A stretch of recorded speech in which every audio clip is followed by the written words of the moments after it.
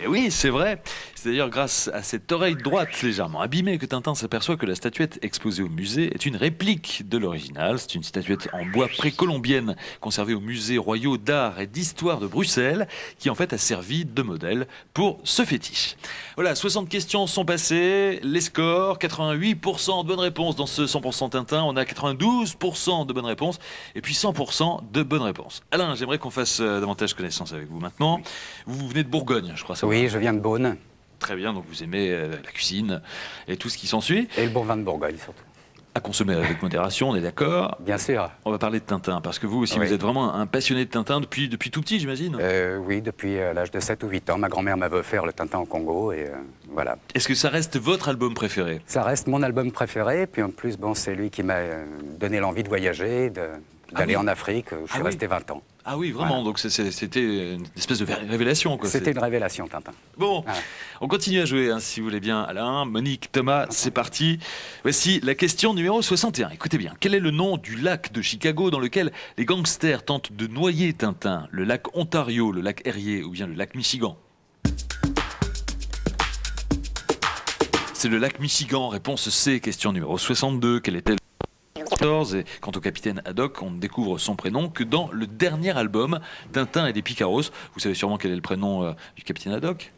Archibald. Archibald, voilà, c'est ça, bravo. Question numéro 63. Dans lequel de ces albums Tintin ne rencontre-t-il pas le moindre méchant? Tintin au Tibet, le Lotus bleu, l'île noire.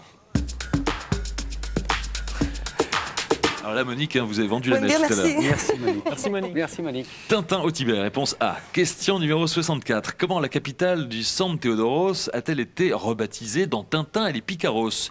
Las Dopicos, Alcazoropolis ou bien Tapiocapolis? C'est Tapiocapolis, réponse C. Question numéro 65. 10 ans séparent les premiers pas sur la Lune de Tintin et ceux de Neil Armstrong. Est-ce que c'est vrai ou est-ce que c'est faux? C'est faux, c'est plus que ça. Il a fallu attendre combien à peu près, Monique ou Thomas? 16 ans. 15 ans. 15. Voilà, 15 ans. Il a fallu attendre donc toutes ces années pour que l'Américain vienne marcher sur les traces du jeune Belge. Ça y est, j'ai fait quelques pas. Ce sont les premiers mots lunaires de Tintin, vous en souvenez sûrement. Il aurait pu aussi ajouter un petit pas pour un reporter, mais un grand pas dans l'histoire de la BD. Question numéro 66. Quel phénomène naturel a sauvé Tintin du bûcher dressé par les Incas? Un orage, une éclipse ou bien une tornade? Effectivement, c'est une éclipse. Réponse B, on va s'en rendre compte. Le bûcher, en fait, devait être allumé par le soleil. Cette scène où Tintin fait mine de gouverner le soleil ne rend pas justice à la science des astronomes incas qui étaient capables de prévoir, en fait, une éclipse. Voilà pour la petite histoire. 67e question. Dans l'étoile mystérieuse, pour quelle destination Tintin embarque-t-il à bord de l'Aurore? La mer d'Irlande, les mers arctiques ou bien la mer de Chine? La réponse est B, les mers arctiques. Bravo à tous les trois. Ce qui, dès le départ, d'ailleurs, ne semble pas enchanter Milou, qui trouve qu'il fait bien trop froid là-bas. Question numéro 68. Quelle technique Mik Esdanitov utilise-t-il pour guider Tintin et ses compagnons? La télépathie, la radiesthésie ou bien l'hypnose? La réponse est A, c'est la télépathie. Le capitaine Haddock donne d'ailleurs une définition toute personnelle de la télépathie. Il dit « c'est comme si on m'avait parlé au téléphone, mais à l'intérieur de ma tête ». Est-ce que vous savez d'ailleurs dans quel album intervient cet épisode précisément? Vol 714 pour Sydney. Exactement, bravo. Question numéro 69. Quel surnom le jeune Abdallah a-t-il donné au capitaine Haddock? Mille sabords, tonnerre de Brest ou bien Bachibouzouk?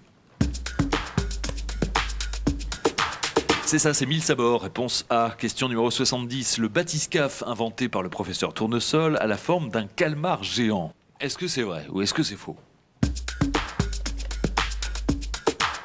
C'est faux, vous avez raison. Il ressemble à quoi? Un requin. Un requin. Un requin, effectivement, on va s'en rendre compte maintenant. En fait, c'est lui qui permet à Tintin de retrouver l'épave de la licorne.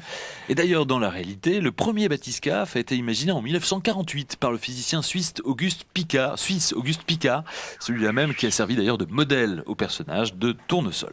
Question numéro 71. Quelle vieille connaissance de Tintin se cache derrière l'identité du marquis di Gorgonzola? Alan Thompson, le général Alcazar, ou bien Roberto Rastapopoulos? Et oui, bravo, c'est Rastapopoulos. Réponse C. Est-ce que vous savez dans quel album on rencontre Rastapopoulos déguisé en marquis? Coq en stock. Coq en stock, c'est ça, bravo. Question 72. Dans les bijoux de la Castafiore, quelle pierre précieuse a été volée? Un rubis, un saphir ou bien une émeraude? C'est ça, c'est une émeraude. Réponse C. Qui était le voleur? La pie. Oui. Question 73. Dans le crabe aux pinces d'or, sous quelle forme le capitaine Haddock, en proie à un mirage, croit-il apercevoir Tintin? Une bouteille, un bateau ou bien un palmier? Exactement, une bouteille, réponse A. Alors évidemment, on a les hallucinations qu'on mérite. D'ailleurs, dans l'album suivant, on retrouve le capitaine en président d'honneur de la Ligue des marins anti-alcooliques. On se demande s'il s'était assagi à ce moment-là. C'est pas si sûr, car sa cabine abrite quand même une réserve de whisky plutôt généreuse. Vous connaissez le personnage par cœur. Question numéro 74. Comment s'appelaient les premiers employeurs de Nestor, occupants du château de Moulinsart? Les frères Loiseau, les frères Lelièvre, les frères Leloup? Les frères Loiseau, réponse A. Question numéro 75. Tintin a connu sa première et unique cuite dans l'oreille cassée. Vrai ou faux? Ah oui, c'est vrai. On a bien droit à un doigt d'eau de vie quand on est à 2 doigts de mourir quand même. Alors en fait, précision, pour les spécialistes, il faut ajouter que Tintin est enivré de nouveau, mais cette fois par des vapeurs de vin. À la fin de l'album, le crabe aux pinces d'or. Voilà, par les vapeurs de vin. Question numéro 76. Dans le temple du soleil, que vend le jeune Zorino? Des poires, des pommes ou bien des oranges? Le temple du soleil. Ce sont effectivement des oranges. Réponse C. Zorino est un jeune indien quechua et dans cette aventure, Tintin s'interpose pour empêcher des brutalités à son encontre. Sa bonne action lui vaut d'ailleurs un nouvel ami qui le guide à travers le Pérou. 77e question. Quel surnom un des lamas donne-t-il à Tintin lors de son aventure au Tibet? Cœur d'or, cœur pur ou bien cœur de loup? C'est ça, cœur pur. Réponse B, un surnom qui colle parfaitement au personnage de Tintin qui, c'est vrai, on le disait, dans Tintin au Tibet, se livre à une quête désespérée pour retrouver son ami Chang. Est-ce que vous savez d'ailleurs comment ce lama surnomme Milou? Monique? Neige du matin. Oui, je savais que vous aviez la bonne réponse. Neige du matin. Question numéro 78. Dans Tintin en Amérique, en quoi Tintin et Milou ont-ils failli être transformés? En corned beef, en hot dog ou bien en ice cream? C'est ça, en corned beef. Réponse A. Question numéro 79. Dans les bijoux de la Castafiore, qu'annonce le magazine Paris Flash? Le mariage Haddock-Castafiore, le prix Nobel de tournesol ou bien l'existence d'un 3e Dupont? Le mariage Haddock-Castafiore. Nick et Thomas ont trouvé la bonne réponse. Réponse A, donc, c'est vrai que paparazzi, ragots infondés, coquilles, équipe de tournage envahissante dans les bijoux de la Castafiore. Les extraits de la presse, les accès de la presse People sont allègrement brocardés. Voici la question numéro 80. Écoutez bien, dans les années 30, Chang Chong-jen a collaboré avec Hergé à la réalisation du Lotus Bleu. Est-ce que c'est vrai? Est-ce que c'est faux? Eh bien, c'est vrai. Chang et Hergé avaient en fait la particularité d'être nés la même année, c'est-à-dire en 1907. Chang a apporté à Hergé toutes ses connaissances de la culture chinoise, notamment en matière d'idéogrammes. Alors, par exemple, le conducteur de Pousse-Pousse qui s'exclame « Pardon, monsieur » avant de heurter Gibbons. Et quand celui-ci frappe le chinois, l'inscription derrière lui proclame « Abat l'impérialisme » selon la traduction. Voici donc 80 questions de passé. On va en profiter pour faire une petite pause, regardez les scores. On a pour l'instant 84% de bonnes réponses, 92% de bonnes réponses et 99% de bonnes réponses. On sent vraiment qu'on a affaire à des spécialistes, sûrement comme vous, chez vous. Je ne sais pas si vous avez d'aussi bons scores, mais c'est vraiment tout à fait remarquable. Pascal, si vous me permettez, à mon tour de vous poser une question. Monique, vous avez dit tout à l'heure que votre album préféré, c'est l'affaire Tournesol. Je voudrais bien savoir pourquoi.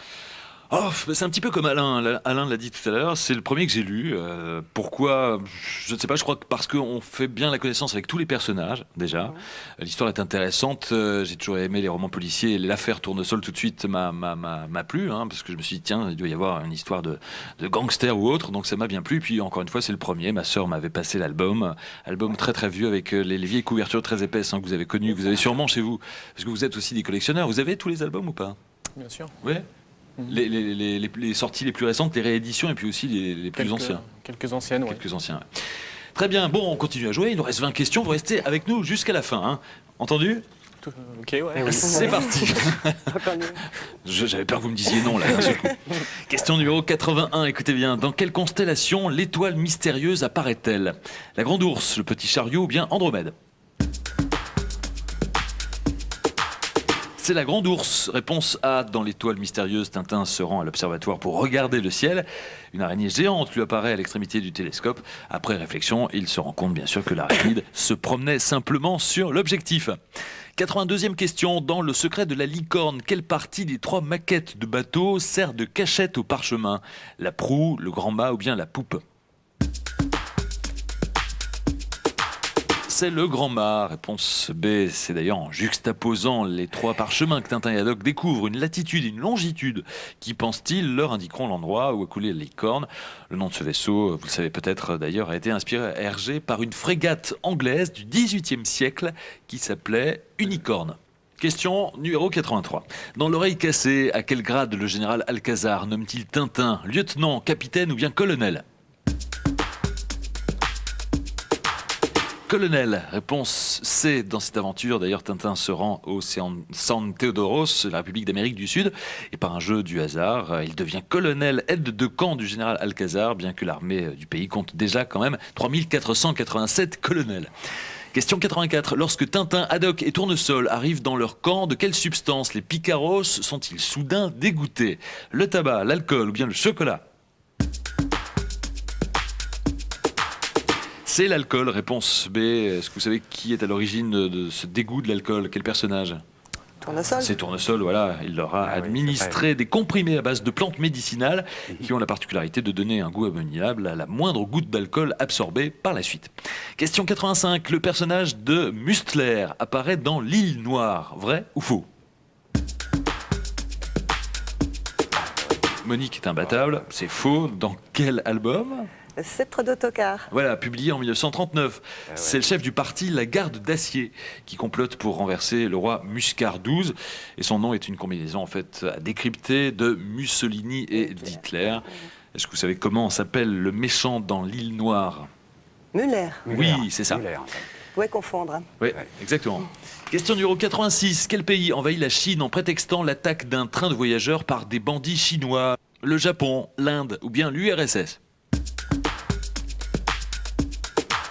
La réponse est A, c'est le Japon, effectivement. Dans le Lotus Bleu, d'ailleurs, pour la première fois, l'actualité et la politique jouent un rôle important dans l'intrigue.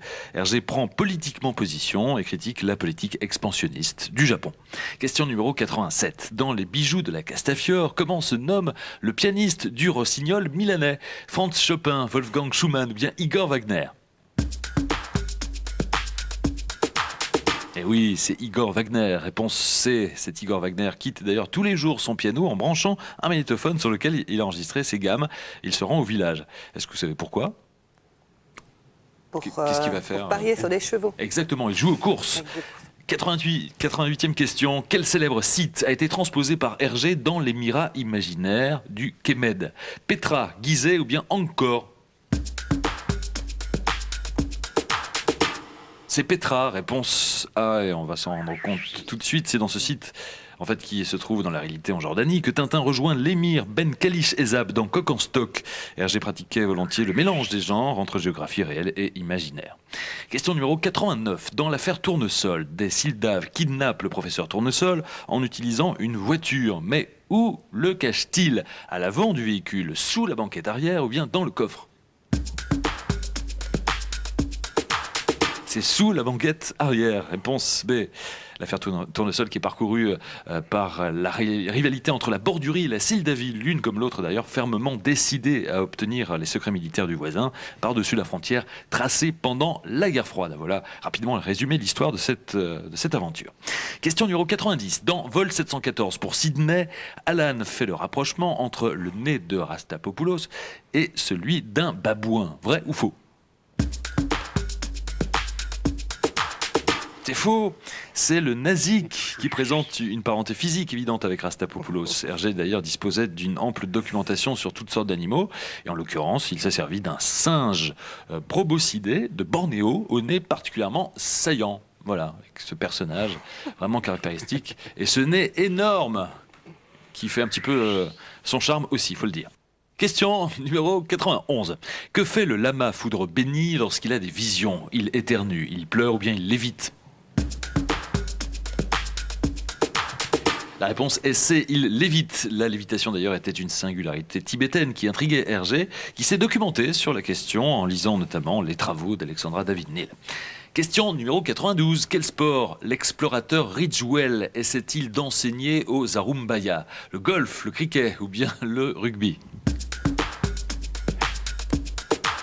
Vous avez eu raison de changer, Alain, c'est le golf. Réponse A. Question 93. Que trouve Tintin en allant chercher Milou au fond d'un gouffre lunaire? Du sel, de la glace ou bien de la lave? C'est de la glace. Réponse B. Et sur ce point d'ailleurs, Hergé s'est montré visionnaire, car en 1998, la sonde américaine Lunar Prospector a décelé la présence d'eau près du pôle sud de la Lune.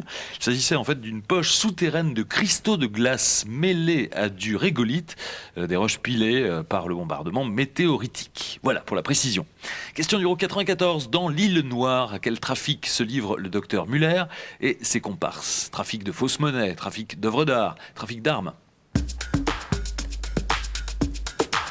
Un trafic de fausses monnaies. Réponse A. Question numéro 95. Dans Tintin et les Picaros, nos héros font la visite d'une pyramide pastèque. Vrai ou faux? Eh oui, c'est vrai. Une visite qui se déroule au cours d'une excursion sur le site de Trenxcoatl. Voilà. Question numéro 96. Sur la couverture des Cigares du Pharaon, quel auteur de bande dessinée est représenté dans un sarcophage? Jacques Martin, Roger Leloup ou bien Edgar Pierre Jacobs? C'est Edgar Pierre Jacobs. Réponse C. On va voir cette couverture. Il s'agit en fait de la momie de l'égyptologue Jacomidi, devant laquelle passe Tintin dans le tombeau de Kiosque. Question numéro 97. Quelle est l'adresse du domicile de Tintin dans ses premières aventures? 6 rue de Terre-Neuve, 16 rue d'Ellesmer ou bien 26 rue du Labrador? Bravo, 26 rue du Labrador. Réponse C. Question 98. Dans Tintin en Amérique, à quelle tribu appartient le Sachem qui ne se souvient pas où il a enterré la hache de guerre? Pied noir, Huron ou bien Iroquois? Pied noir. Réponse A. Question numéro 99. Dans Le Crabe aux pinces d'or, quel nom porte le richissime trafiquant d'opium? Babelair, Omar Ben Salad ou bien Youssouf Ben Moulfrid? C'est Omar Ben Salad. Réponse B. Et voici la dernière question de ce 100% spécial Tintin. Question numéro 100. Les albums des aventures de Tintin ont été traduits en plus de 50 langues. Est-ce que c'est vrai ou est-ce que c'est faux? Eh bien, c'est vrai. 56 en fait officiellement, ça va du bulgare au bengali en passant par le turc, l'alsacien, on en a quelques exemples là sous nos yeux. Le succès des aventures de Tintin en a fait un héros, c'est vrai, universel. Et dernière traduction en date, en gomet, qui est un patois belge.